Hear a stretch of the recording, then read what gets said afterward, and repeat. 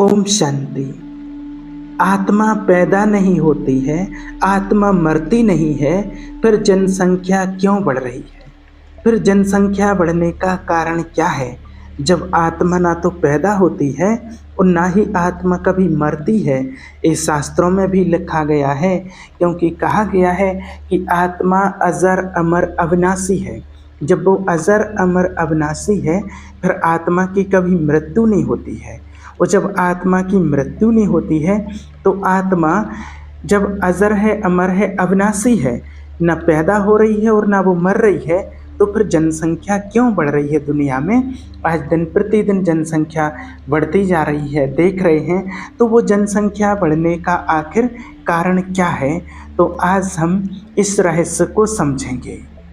तो आत्मा के आवागमन के चक्र को हमें समझना होगा। ये तो तय है, ये तो निश्चय है कि आत्मा कभी पैदा नहीं होती है और ना ही आत्मा कभी मृत्यु को प्राप्त नहीं होती, और आत्माओं की संख्या कभी बढ़ती और घटती नहीं है। तो आज आपको ये रहस्य बताते हैं।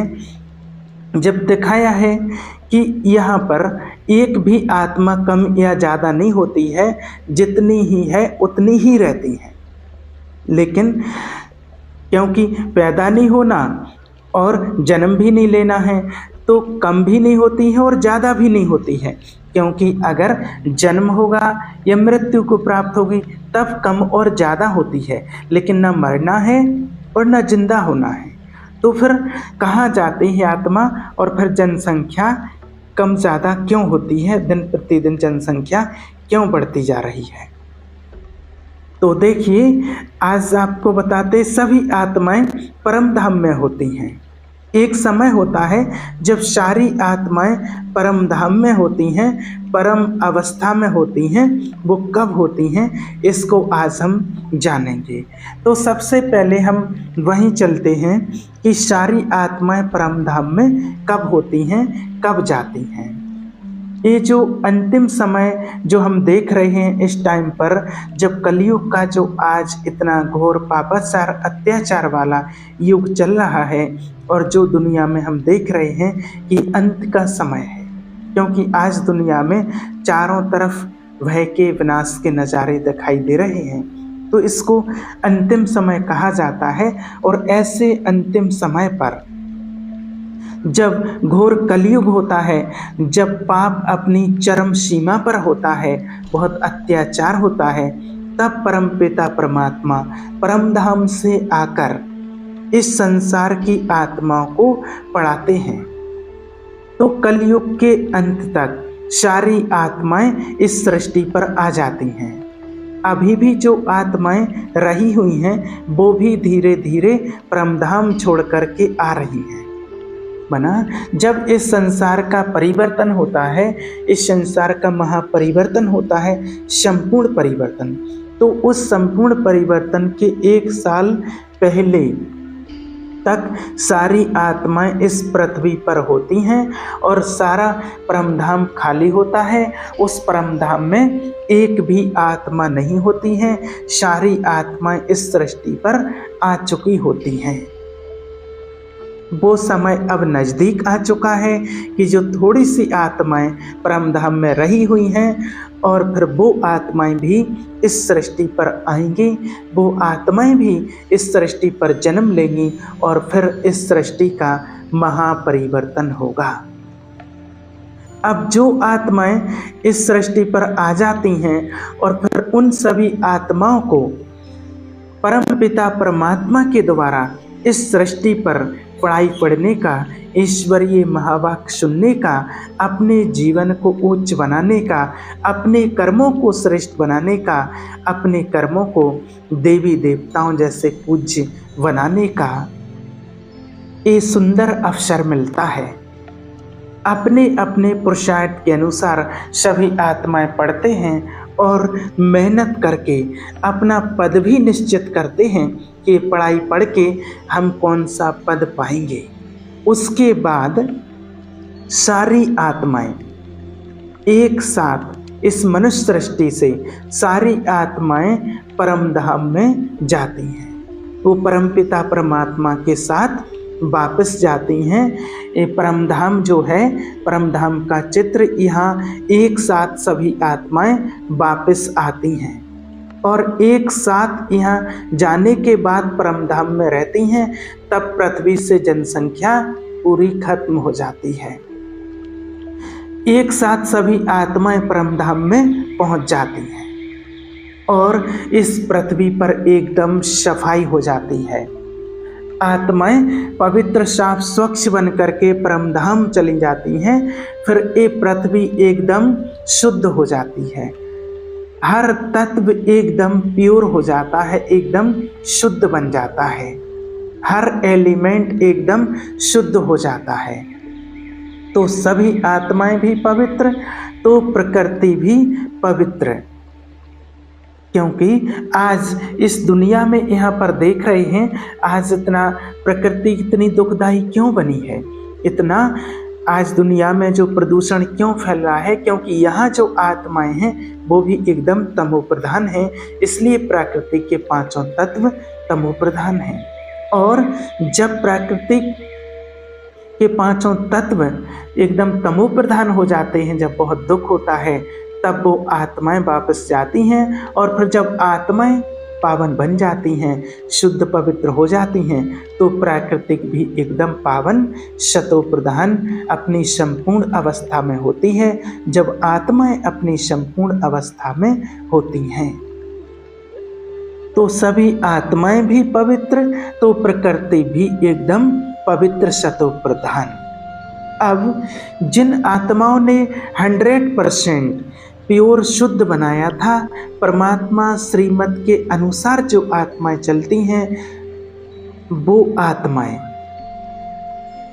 लेकिन हर आत्मा का वो 1 सेकंड का पेपर होता है और उसी टाइम पर रिजल्ट निकलता है और उसी रिजल्ट के अनुसार जो मेरिट बन जाती है 1, 2 या 100, सारी आत्माएं 1 से 100 तक में आ जाती हैं। अब जिन आत्माओं ने पूरे 100% मार्क्स लिए हैं, शुद्ध पवित्र बनी हैं एकदम, वो बैकुंठ में सतयुग में सबसे पहले इस पृथ्वी पर वो आत्माएं पार्ट बजाने के लिए आती हैं। वो आत्माएं 100% प्योर है और धरती भी 100% प्योर है। तो उस टाइम पर जनसंख्या बहुत थोड़ी होती है, इस सब की बस की बात नहीं होती है, क्योंकि वहाँ पर जनसंख्या कम होती है। मात्र 9 लाख आत्माएं इस सृष्टि पर सतयुग में सबसे पहले आती हैं, क्योंकि सबके बस की बात नहीं है कि 100% नंबर ले सकें। उसके बाद धीरे धीरे जो आत्माएं और आती हैं, अब धीरे धीरे जैसे ही सतयुग का समय निकलता जाता है, अब जिन आत्माओं का जैसा पुरुषार्थ होता है, यानी कि सीढ़ी नीचे उतरना होता है एकदम पवित्रता से, फिर थोड़ा नीचे सीढ़ी उतरना शुरू होता है, तो जिन आत्माओं का फिर पुरुषार्थ होता है, तो फिर और उन आत्माओं का भी पार्ट जब इस सृष्टि पर होता है, तो वो आत्माएं भी अपने नंबर के अनुसार आने लगती हैं। फिर जैसे कि पहले 100 नंबर वाली आत्माएं आई, फिर 99 नंबर वाली आत्माएं आती हैं, फिर 98 नंबर वाली आत्माएं आती हैं, फिर ऐसे ही धीरे धीरे और धीरे धीरे करके आत्माएं आने लगती हैं। और जैसे ही सीढ़ी नीचे उतरने लगते हैं तो प्रकृति भी थोड़ी कमज़ोर होने लगती है। पर ऐसे ही धीरे धीरे 90, 95, 85, 80 ये सारी चीज़ें धीरे धीरे जब वो शुरू होती हैं, नंबर वाली आत्माएं तो आने लगती। तो सतयुग में 75 नंबर तक जिन आत्माओं ने नंबर लिए थे, वो सतयुग के लास्ट तक वो आत्माएं आ जाती हैं। उसके बाद आता है त्रेता युग। तो फिर जिन आत्माओं के थोड़ा और नंबर कम हैं, जिन आत्माओं ने 50 से अधिक नंबर लिए हैं, वो आत्माएं आ जाती हैं त्रेता युग तक। यहाँ जनसंख्या हो जाती है 33 करोड़।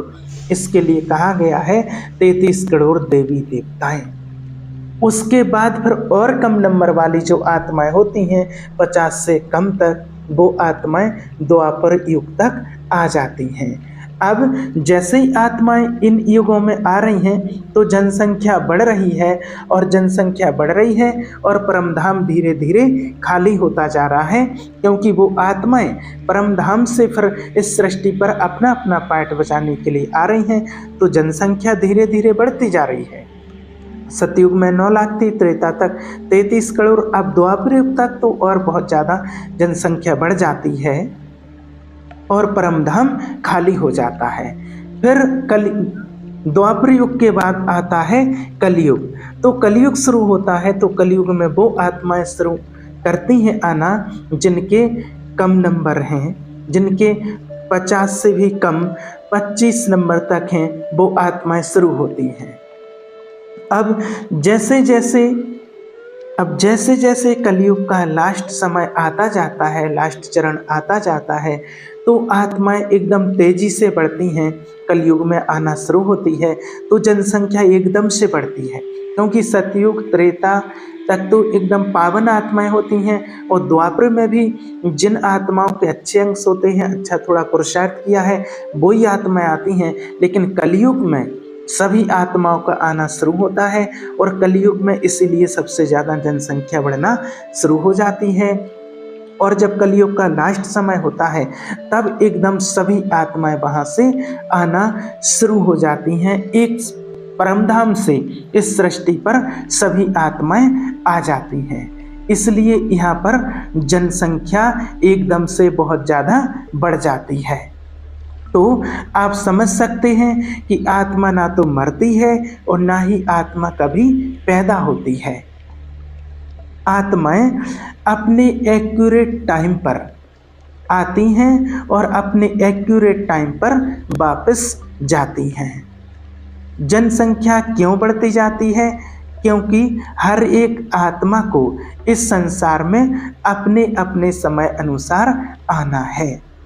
इसलिए सतयुग और त्रेता में तो जनसंख्या कम होती है, द्वापर से जनसंख्या थोड़ी और बढ़ती है, और कलयुग के अंत तक जनसंख्या बहुत ज़्यादा बढ़ जाती है, क्योंकि कलयुग में सभी आत्माएं परमधाम छोड़ करके आ जाती हैं। इसलिए यहाँ जनसंख्या बढ़ती है। ओम शांति।